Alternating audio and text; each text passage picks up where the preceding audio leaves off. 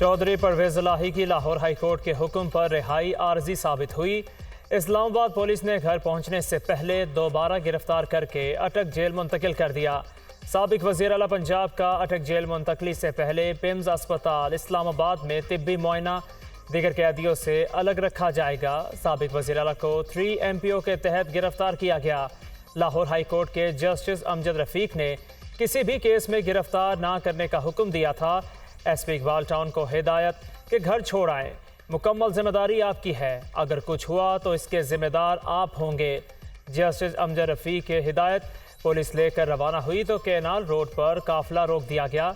एहलकारों ने साबिक वज़ीर आला को उठाकर दूसरी गाड़ी में मुंतकिल किया। गिरफ्तारी के वक्त लतीफ़ खोसा भी परवेज इलाही के साथ मौजूद थे। Chief of army staff general Asim Munir का बन्नू का दौरा। बुज़दिलाना हमले दहशतगर्दी के खात्मे के लिए हमारे अज़्म को कमज़ोर नहीं कर सकते। पाकिस्तान में अमन व इस्तेहकाम हमारे शहदा की कुर्बानियों की मरहून मिन्नत हैं। मुसल्लह फ़ौज मादरे वतन से दहशतगर्दी के नासूर को हर कीमत पर ख़त्म करने के लिए पुरअज़्म हैं। आर्मी चीफ को खुदकुश धमाके और सिक्योरिटी इक़दाम पर ब्रीफिंग। धमाके में ज़ख्मी होने वाले एहलकारों की अयादत के लिए CMH का दौरा। सिपा सालार का सलामती काउंसिल और सेक्रेटरी जनरल से मसला कश्मीर के हल के लिए किरदार अदा करने का मुतालिबा। आलमी अमन की बहाली में UN का किरदार लायके तहसीन है। अक़वाम मुत्तहिदा अमन मिशन को ख़तरात से निमटने के काबिल बनाए। पाकिस्तान ऐसा खित्ता चाहता है जहां अमन कायम हो। जनरल आसिम मुनीर का UN वज़ारती इजलास की तैयारियों के लिए जायज़ा मीटिंग से खिताब। आर्मी चीफ ने सेशन में बहैसियत मेहमान ख़ुसूसी शिरकत की। इजलास की मेज़बानी पाकिस्तान और जापान ने की। दफ्तर खारिजा में स्पेशल इन्वेस्टमेंट फैसिलिटेशन काउंसिल पर ब्रीफिंग। इस्लामाबाद में मुकीम सिफारती मिशंस को वज़ीर आज़म के मुआवने ख़ुसूसी डॉक्टर जहांज़ेब खान ने तफसीली प्रेजेंटेशन दी। सिफारतकारों को इन्वेस्टमेंट काउंसिल के क़याम और मुख्तलिफ पहलुओं से आगाह किया। ब्रीफिंग में IT, ज़राअत, तवानाई और कानकुनी को सरमायाकारी के मौक़े के तौर पर उजागर किया गया। काउंसिल मुल्क में फ़ैसला साजी को तेज़ करने और बराह रास्त गैर मुल्की सरमायाकारी को आसान बनाने के लिए वन विंडो प्लेटफॉर्म के तौर पर काम करेगी। मुआवने ख़ुसूसी डॉक्टर जहांज़ेब की ब्रीफिंग। इलेक्शन कमीशन का नई हल्का बंदियाँ 30 नवंबर तक मुकम्मल करने का फ़ैसला। हतमी इशात भी 30 नवंबर को होगी। दौरानियों को कम करने का मकसद जितनी जल्द मुमकिन हो सके इंतखाबात कराना है।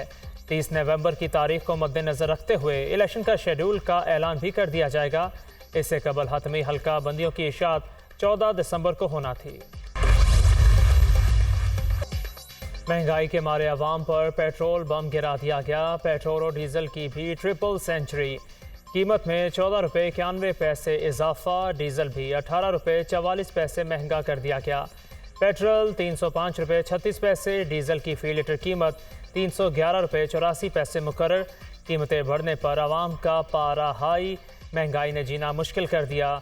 कलील आमदन में कैसे गुजारा करें, लोगों की दुहाई। पेट्रोलियम मसनूआत की कीमतों में इजाफा फौरी वापस लेने का मुतालिबा। पेट्रोलियम मसनूआत की कीमतों में इजाफे की आफ्टर शॉक्स। ट्रांसपोर्टर्स ने किरायों में 10 से 15% तक इजाफा कर दिया। लाहौर से दूसरे शहरों के किराए 200 से 300 रुपये बढ़ा दिए गए। पाकिस्तान रेलवे ने किरायों में 5% इजाफा कर दिया। तमाम मेल एक्सप्रेस और पैसेंजर ट्रेनों के किरायों को बढ़ा दिया गया। नोटिफिकेशन जारी। बिजली और पेट्रोल के बाद अब LPG भी महंगी। फ़ी किलो कीमत में 39 रुपये इजाफा। नई कीमत 240 रुपये किलो मुकर्रर। घरेलू सिलेंडर 459 रुपये महंगा। कीमत 2833 रुपये 49 पैसे मुकर्रर। नोटिफिकेशन जारी। PIA का माली बहरान संगीन हो गया। मुख्तलिफ एयरपोर्ट्स की ग्राउंड हैंडलिंग कंपनियों की अदायगियाँ ना हो सकीं। कौमी एयरलाइन ने सऊदी अरब को $4.5 करोड़ की अदायगियाँ करनी हैं। तुर्किया के इस्तंबुल ग्राउंड एयरपोर्ट को $30 लाख की रकम वाजिबुल अदा। माली बहरान के बायस लीज पर हासिल किए गए तैयारों की अदायगियाँ भी ना हो सकी। डॉलर बेलगाम, रुपया हल्कान। अमरीकी करेंसी की कदर में इजाफे का सिलसिला जारी। ओपन मार्केट में डॉलर 5 रुपये महंगा 331 रुपये तक जा पहुंचा। इंटरबैंक में डॉलर 7 पैसे सस्ता 305 रुपये 47 पैसे पर बंद। हफ्तावार महंगाई में इजाफा, मजमूई शरह 24.39% हो गई।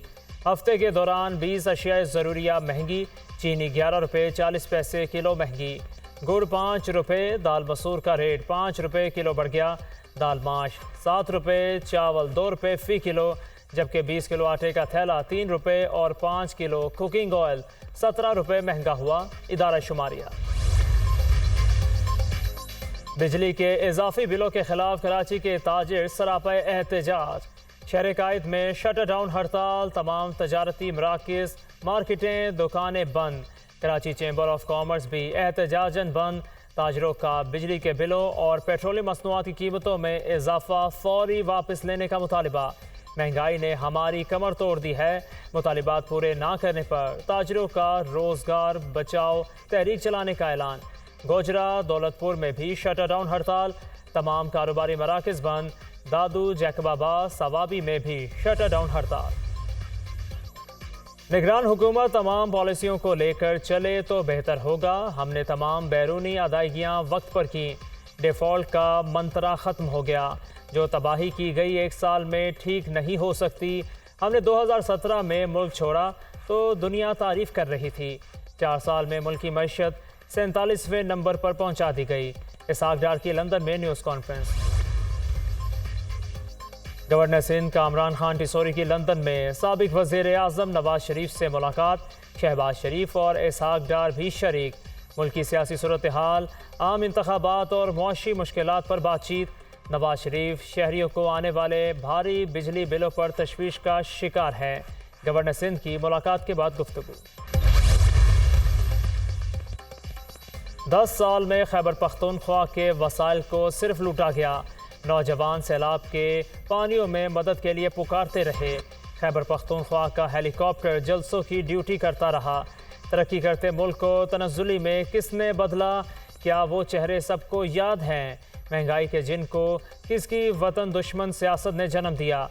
नवाज शरीफ की क़यादत में महंगाई और मुआशी बदहाली के खिलाफ ऐलान जंग कर दिया है। मरीम नवाज का खैबर पख्तूनख्वा में ऑर्गेनाइजिंग कमेटियों की तश्कील के मौका पर खिताब। तहरीक इंसाफ के सेनेटर और सदर जनूबी पंजाब ओन अब्बास का सियासत से दस्तबरदारी का ऐलान। 9 मई का वाक़या पाकिस्तान की तारीख पर स्याह धब्बा है। फौज और कौम लाजिम व मलजूम है। पार्टी सदारत से मुस्ताफ़ी होता हूँ। ओन अब्बास का वीडियो पैगाम। नैब तरामीम केस की समाअत 5 सितंबर तक मुलतवी। अटॉर्नी जनरल से हतमी दलाइल तलब। दरख्वास्त गुजार के वकील को भी तहरीरी दलाइल जमा कराने का हुक्म। सदारती मुआफ़ी की तरह नैब से मुआफ़ियाँ दी जा रही हैं। बदनीयत लोगों के हाथ में अथॉरिटी दी जाती रही।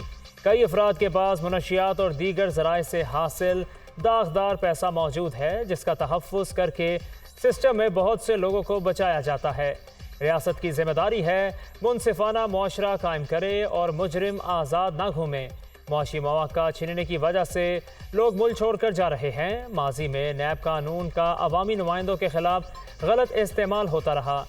म्यूचुअल लीगल असिस्टेंस के तहत हासिल शवाहिद की हैसियत ख़त्म कर दी गई।